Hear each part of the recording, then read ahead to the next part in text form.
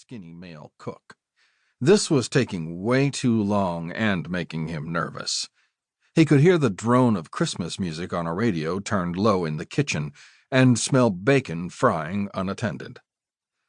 For the third time in the past 15 minutes, the cook looked at the clock on the wall, then at his phone lying on the counter next to the grill.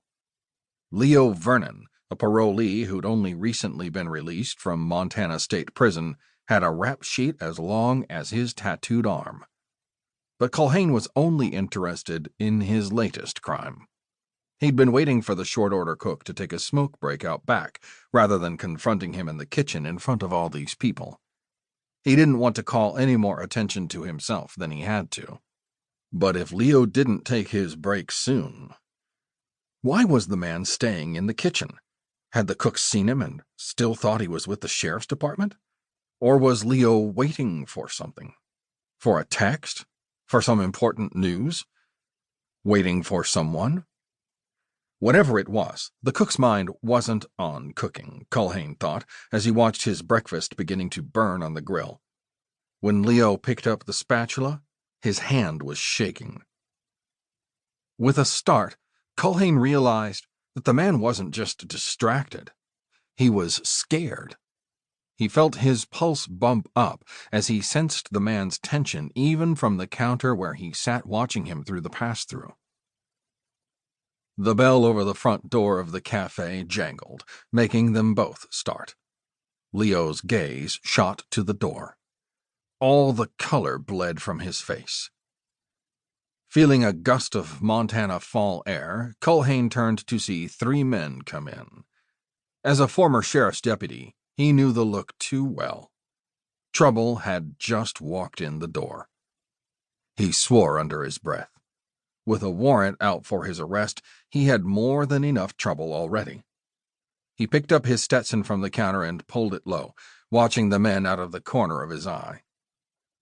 The older man of the 3 had a lined face, buzz-cut gray hair, and old prison tattoos that showed at his neck and forearms where he'd rolled up his shirt sleeves. He gave the other 2 no more than a glance. They were much younger, both looking nervous compared to the all-business demeanor of the obvious leader of the bunch. Novice criminals, he thought, and felt the earlier tension spark like the first hint of an electrical storm. He knew instinctively that the 3 men weren't here just for breakfast.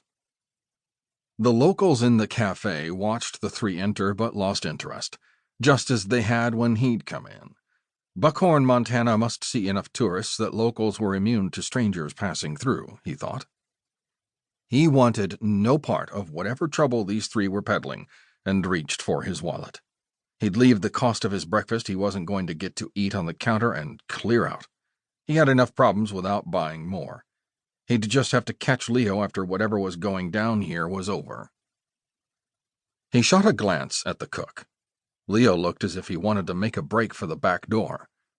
Culhane swore under his breath. There was no doubt.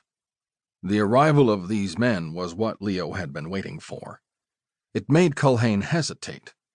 Given the fear on the cook's face, this was about to get ugly. Reminding himself of all the reasons he didn't want to get involved in this, whatever it was, he still hesitated.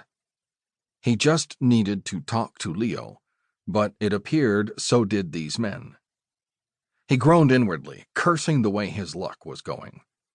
As badly as he needed information from the cook, Culhane knew that the best thing he could do was hightail it out of there. This wasn't his fight. Worse, trouble would bring cops, and that was the last thing he needed right now. Once these men finished their business with Leo. As he started to push to his feet, he heard the bell over the door jangle again. In the plastic of the pie display case, he caught the woman's reflection. His heart plummeted. With a curse, he slowly lowered himself back onto the stool as Alexis Brand entered the cafe. Her timing couldn't have been worse. Of course she would come after him. He shook his head, remembering how he'd left her bed last night like a thief in the night. It wouldn't matter that he'd only done it to keep her out of the trouble dogging him right now. Not that she would understand, even if now were the best time to explain.